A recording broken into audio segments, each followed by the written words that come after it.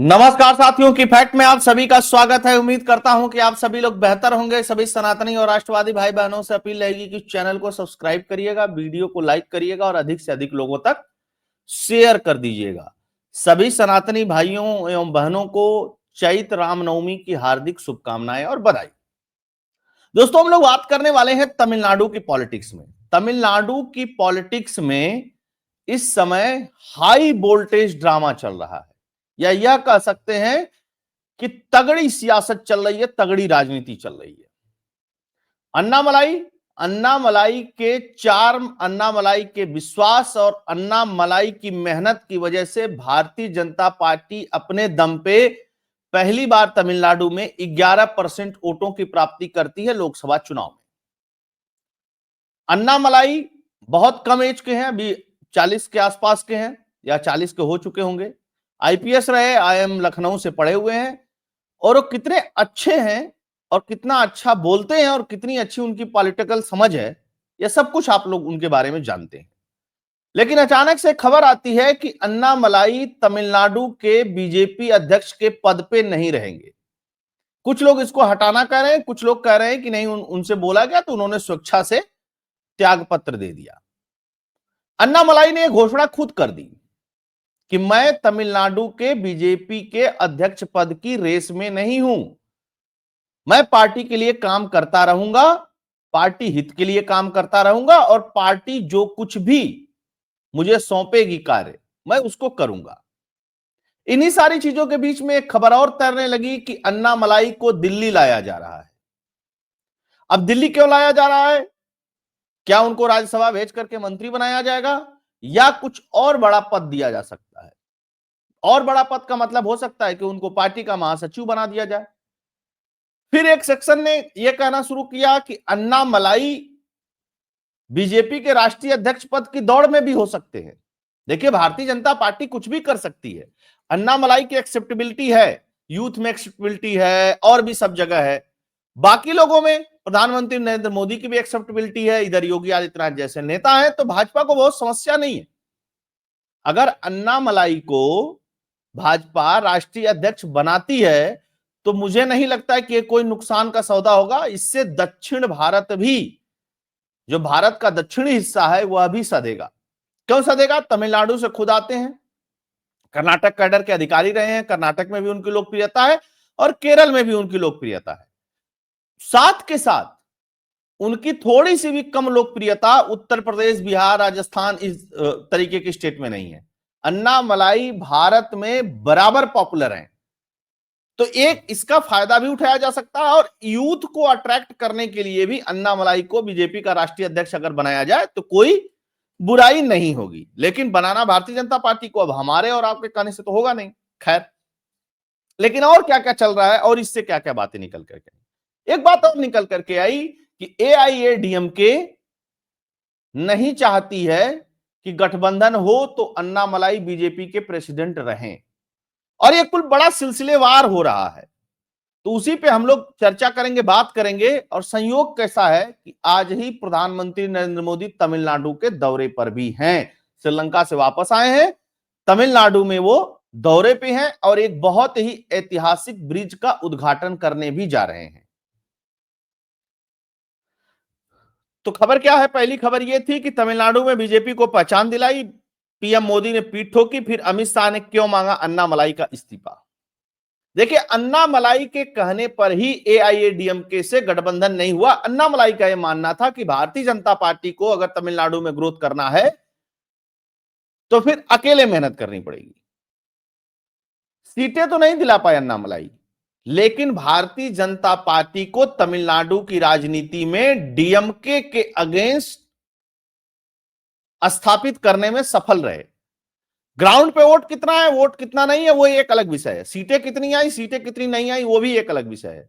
लेकिन ये अन्नामलाई का ही करिश्मा था कि उन्होंने भारतीय जनता पार्टी को पहचान दिला दी तमिलनाडु में। अब पहचान दिला दी तो जाहिर सी बात है कि आगे ग्रोथ ही होना है, अगर सही से पॉलिटिक्स की गई तो। लेकिन दूसरी तरफ एआईएडीएमके के जो पलानी स्वामी हैं, वो नहीं चाहते हैं कि अन्नामलाई भारतीय जनता पार्टी के राष्ट्रीय अध्यक्ष रहे, क्योंकि अन्नामलाई ने एआईएडीएमके पे भी लगातार हमले किए और इसी के वजह से यह गठबंधन टूट भी गया। अच्छा, दूसरी एक और खबर है जो बहुत ही महत्वपूर्ण है, यह सोचने वाली बात है कि जिस दक्षिण तमिलनाडु से अन्नामलाई आते हैं और जिस जाति से आते हैं उसी जाति से पलानीस्वामी भी आते हैं। तो अगर गठबंधन होता भी है तो फिर उतना फायदा होता हुआ दिखाई नहीं देगा अगर दो बड़े नेता एक ही समुदाय से आएंगे तो यह बात समझ में आती है।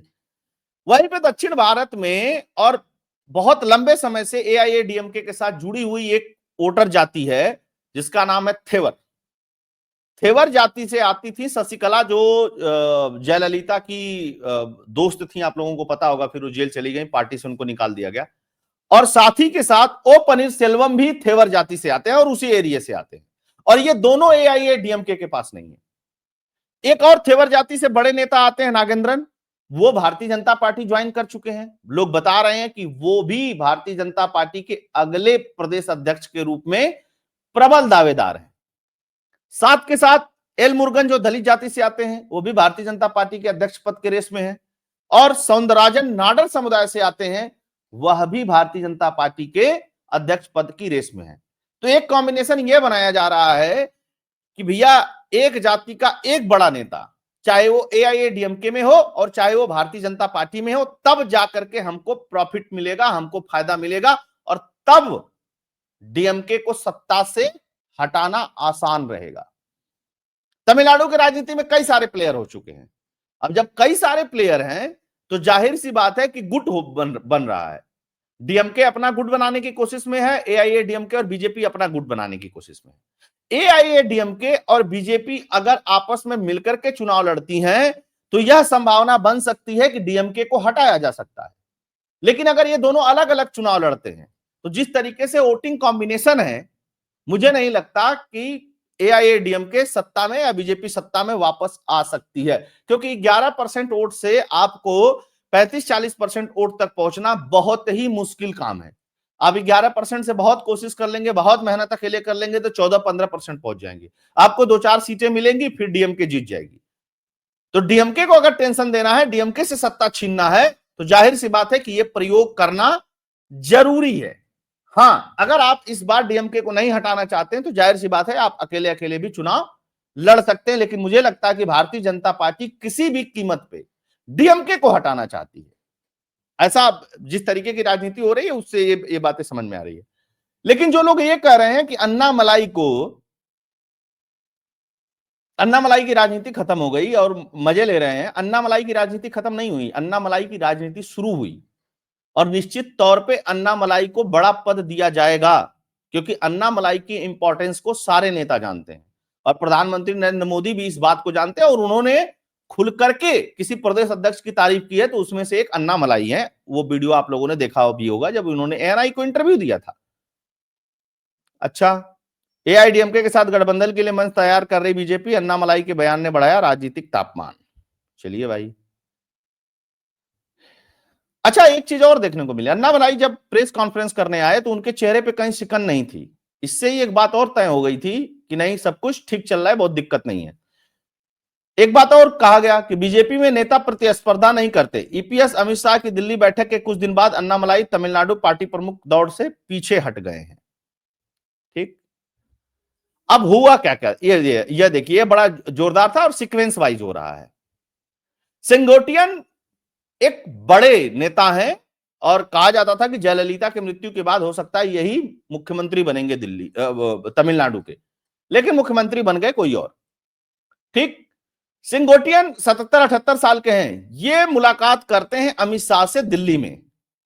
और जब पलानीस्वामी से इसके बारे में पूछा जाता है तो वो कहते हैं मुझे इसके बारे में कोई जानकारी नहीं है। दोनों बातें समझिएगा, एक ही पार्टी के नेता हैं और पलानीस्वामी से सीनियर लीडर हैं। तो सेंगोटियन की मुलाकात होती है, फिर उसके बाद किसकी मुलाकात होती है, यह भी महत्वपूर्ण है। फिर उसके बाद पलानीस्वामी की दिल्ली विजिट होती है, पलानीस्वामी मिलते हैं अमित शाह से, फिर उसके बाद अन्नामलाई दिल्ली आते हैं, अन्नामलाई मिलते हैं, फिर अमित शाह जाते हैं तमिलनाडु और तमिलनाडु जाते हैं, और तमिलनाडु से जब वापस आते हैं तब फिर ये घोषणा होती है। तो जाहिर सी बात है कि मामले को सेट किया जा रहा है कि ताकि कोई नाराज भी ना हो और किस तरीके से गठबंधन होगा वह भी तय हो जाए। अच्छा, और क्या क्या हो रहा है वो भी देख लेते हैं। पीएम मोदी का तमिलनाडु दौरा, आज देश के पहली वर्टिकल लिफ्ट समुद्री पुल का उद्घाटन करेंगे। इसकी खासियत जाने। ये बहुत अच्छा पुल है। पहले पुल था वो चूंकि समुद्री पानी की वजह से वो जर्जर हो गया था तो उसको बंद कर दिया गया था। ठीक है, हाइड्रोलिक बेस एक पुल है जो भारतीय इंजीनियरिंग का एक बेहतरीन नमूना है। इसका उद्घाटन करेंगे। इसके अलावा 8,500 करोड़ के और भी रेल, रोड प्रोजेक्ट और ब्रिज का उद्घाटन करने वाले हैं प्रधानमंत्री नरेंद्र मोदी। तो जाहिर सी बात है कि सारा कुछ कॉम्बिनेशन जो बन रहा है, ये सारी बातें जो बन रही हैं, यह इंगित कर रही हैं कि तमिलनाडु के राजनीति में भारतीय जनता पार्टी अब अपने हिसाब से राजनीति करेगी। तो एक चीज तो यह देखना है कि एल मुरुगन जो केंद्र में मंत्री हैं, उनको हो सकता है कि मंत्री पद से हटा दिया जाए, चूंकि दलित समुदाय से आते हैं, उनको प्रदेश अध्यक्ष बना दिया जाए और वहीं पे अन्नामलाई को लाया जाए और अन्नामलाई को मंत्री बना दिया जाए एल मुरुगन की जगह। अगर इनको नहीं बनाया जाता है तो नागेंद्रन को बना दिया जाए, क्योंकि थेवर समुदाय से आते हैं और थेवर का कोई बड़ा नेता दोनों पार्टियों के अंदर इस समय नहीं है, तो इनको बनाया जाएगा। अच्छा, एक बात और जानिएगा, जो नागेंद्रन है ये पहले एआईएडीएमके के ही नेता थे और सौंदरराजन नाडर समुदाय से आते हैं। ये भी समुदाय बड़ा मजबूत समुदाय है। तो जो लोग कहते हैं कि राजनीति में जातिगत समीकरण की बात, तो भैया हर प्रदेश की सच्चाई है जातिगत समीकरण। ये कोई ऐसा नहीं है कि उत्तर प्रदेश, बिहार और हरियाणा में ये सब चलता है। ना ना ना भैया, पूरे देश में ये चलता है। तो उसको भी साधना जरूरी है अगर आप चुनाव लड़ते हैं तो। ठीक है, हाँ, मुंह से कहने में बढ़िया कि हम जात पात की राजनीति नहीं करते हैं, वो एक अलग बात है। प्रधानमंत्री नरेंद्र मोदी का ट्वीट भी था। दूसरी तरफ समझिए, थेवर समुदाय का क्यों चाहिए? क्योंकि तमिलनाडु के पूर्व मुख्यमंत्री और अखिल भारतीय अन्ना द्रविड़, उन्होंने एक बात बताई। एआईएडीएमके के प्रमुख ने, पलानीस्वामी ने स्पष्ट लहजे में कहा कि संगठन से निष्कासित ओ पनीरसेल्वम की वापसी संभव नहीं है। उन्होंने पार्टी मुख्यालय पर हमला किया था। तो जयललिता नहीं, पनीरसेल्वम नहीं, और दक्षिण भारत में थेवर बहुत मजबूत जाति है।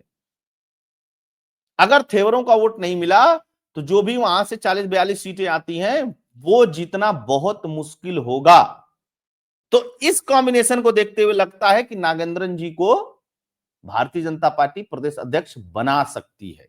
बनाएगी किसको ये तो खैर मुझे भी नहीं पता। अच्छा, दूसरी तरफ एक चीज और देख लीजिएगा, अन्नामलाई को लेकर के जो चीजें कही जा रही हैं। अन्नामलाई को अगर दिल्ली ला करके ग्रूम किया जाता है, देखिए अन्नामलाई भी 40 के हैं, तो 40 साल के व्यक्ति की अगर ग्रूमिंग अच्छे से कर दी जाए, उनको मंत्री बना दिया जाए और भी चीजें कर दी जाए, तो जाहिर सी बात है कि अन्नामलाई जो है वो भविष्य में एक बड़े नेता के तौर पे उभरेंगे। लेकिन अगर भारतीय जनता पार्टी, जैसा देखिए मेरा मन है, मुझे कहीं से खबर नहीं मिली है कि भारतीय जनता पार्टी उनको राष्ट्रीय अध्यक्ष बनाने जा रही है। मुझे लगता है कि सबसे बढ़िया कैंडिडेट हैं अन्नामलाई भारतीय जनता पार्टी के राष्ट्रीय अध्यक्ष बनने के लिए। ठीक है, उनकी उम्र कम है, उन्होंने तमिलनाडु में पदयात्रा की और प्रदेश अध्यक्ष रहे हैं, तो प्रोटोकॉल भी जानते होंगे, इसमें कोई बहुत दो राय नहीं है। अन्नामलाई पढ़े लिखे हैं, आईपीएस हैं, चार्मिंग है, इंग्लिश बहुत अच्छी बोलते हैं, हिंदी भी ठीक ठाक वो बोल लेते हैं और भी भाषाएं वो समझते हैं। तो कोई भाषा की भी बहुत बड़ी प्रॉब्लम नहीं रहेगी अन्नामलाई के साथ। धीरे धीरे वो रहेंगे तो सीख जाएंगे। लखनऊ उन्होंने 2 साल रह करके पोस्ट ग्रेजुएशन भी अपना किया आईआईएम लखनऊ से। दूसरी तरफ अगर तमिलनाडु जीतना है भारतीय जनता पार्टी को, तो जाहिर सी बात है कि जो 2-3 और छोटी पार्टियां हैं एआईएडीएमके के अलावा, उनको भी अपने साथ लेना पड़ेगा ताकि क्षेत्रीय समीकरण वहां का सदा रहे। और क्षेत्रीय और जातिगत समीकरण भारतीय जनता पार्टी साधने में अगर सफल रही तो डीएमके को सत्ता से बाहर कर देगी। अगर यह नहीं संभला, अगर यह नहीं सधा, तो फिर डीएमके को सत्ता से बाहर करना बहुत मुश्किल होगा। तो जोड़ तोड़ गठजोड़ की राजनीति अब तमिलनाडु में शुरू हो गई है। अन्नामलाई को निश्चित तौर पे भारतीय जनता पार्टी कोई बड़ा पद देगी, कब देगी, कहां देगी, ये अलग बात है। तमिलनाडु की राजनीति में अन्नामलाई प्रासंगिक बने रहेंगे। जरूरी थोड़ी ना कि जो अध्यक्ष बन गया बस वही राजनीति, अध्यक्ष नहीं है तो उसके बाद राजनीति नहीं है। बिल्कुल उसके बाद राजनीति होगी। बहुत सारे लोग हैं जो प्रदेश अध्यक्ष नहीं बने हैं, बहुत सारे लोग हैं कि जो प्रदेश अध्यक्ष से अधिक पावर रखते हैं पॉलिटिकल पार्टियों में, भारतीय जनता पार्टी में भी और अन्य पार्टियों में भी। तो ये थी दोस्तों खबर। होप एनालिसिस से कंटेंट ए फैक्ट आप लोगों को पसंद आया होगा।